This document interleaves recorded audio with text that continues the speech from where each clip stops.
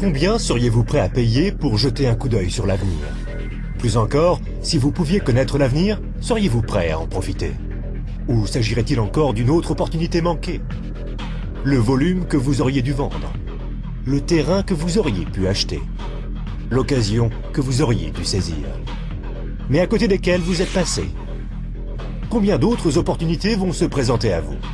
C'est peut-être votre dernière chance. Faites bien attention. Une fois tous les 10 ans, une évolution vraiment importante se produit. Dans les années 70, il s'agissait du micro-ondes. Dans les années 80, c'était le magnétoscope. Dans les années 90 sont apparus les ordinateurs et Internet. Les personnes qui se sont bien positionnées dans les années 80 sont devenues millionnaires.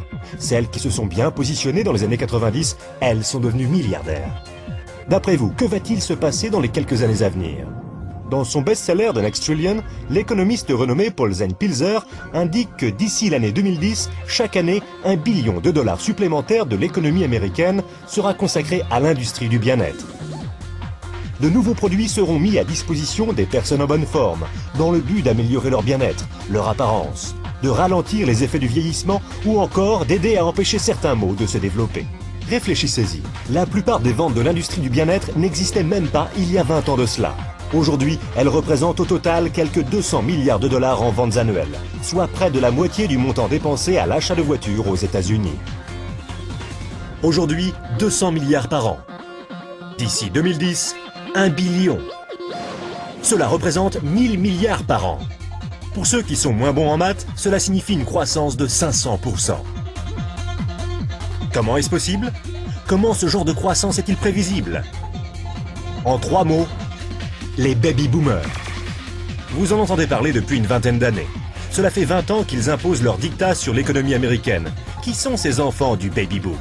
Les enfants du baby-boom sont des gens maintenant âgés entre 37 et 55 ans, à l'apogée de leurs années de rémunération. Ils ont davantage de dollars, davantage de pouvoir d'achat. On doit déjà aux baby-boomers le boom immobilier, le véhicule utilitaire de sport, les ordinateurs et Internet. En bref, leur budget consommation correspond déjà à la moitié de celui de l'économie américaine. Ils ne représentent que 30% de la population américaine, mais déjà 50% du produit national brut. Chose plus importante encore, ils s'apprêtent à rajouter 1 billion par an à leurs 5 billions de dollars déjà présents. Et cela pour préserver cette chose qui, espèrent-ils, est plus précieuse que n'importe quel véhicule ou ordinateur. Leur jeunesse.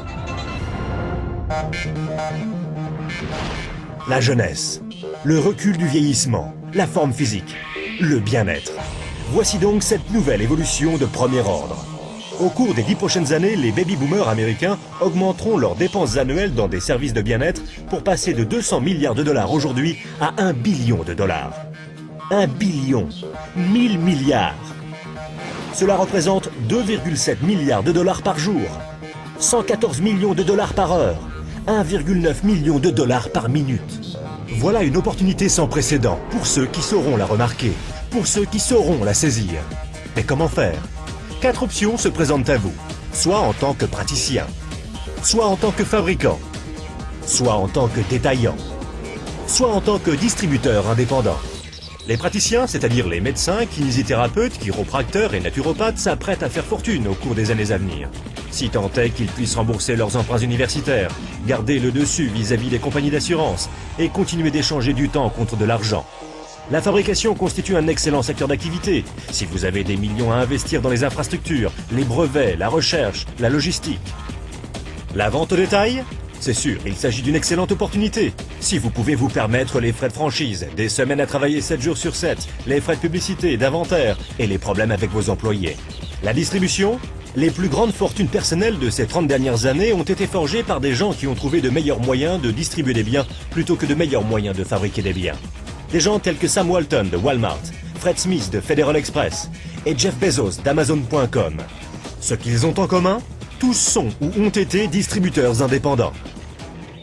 Walton et Smith ont trouvé de meilleurs moyens de distribuer physiquement des produits que les consommateurs recherchaient. Les nouveaux milliardaires du 21e siècle sont en train de faire leur fortune dans la distribution, en éduquant les consommateurs à de nouveaux produits et de nouveaux réseaux de distribution. On a appelé ça le travail à la vitesse de la pensée.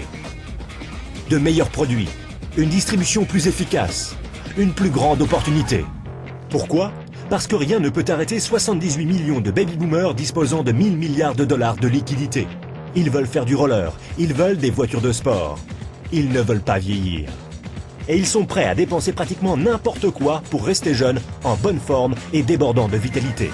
Au cours des 10 prochaines années, les baby-boomers américains augmenteront leurs dépenses annuelles pour des services de bien-être qui passeront de 200 milliards de dollars aujourd'hui à 1 billion de dollars chaque année. Serez-vous prêts ? La personne qui vous a remis cette vidéo peut vous présenter un modèle commercial de distribution de bien-être qui est un véritable succès et a fait ses preuves. Cette activité, vous pouvez la commencer à temps choisi depuis votre domicile. Sans de gros investissements en capital, sans employés et sans les soucis traditionnels que connaissent tous les chefs d'entreprise. Une activité qui, dans vos temps libres, pourrait représenter des revenus plus ou moins importants. De plus, puisque vous exercez cette activité depuis votre domicile, vous pouvez éventuellement bénéficier d'avantages en termes de taxes.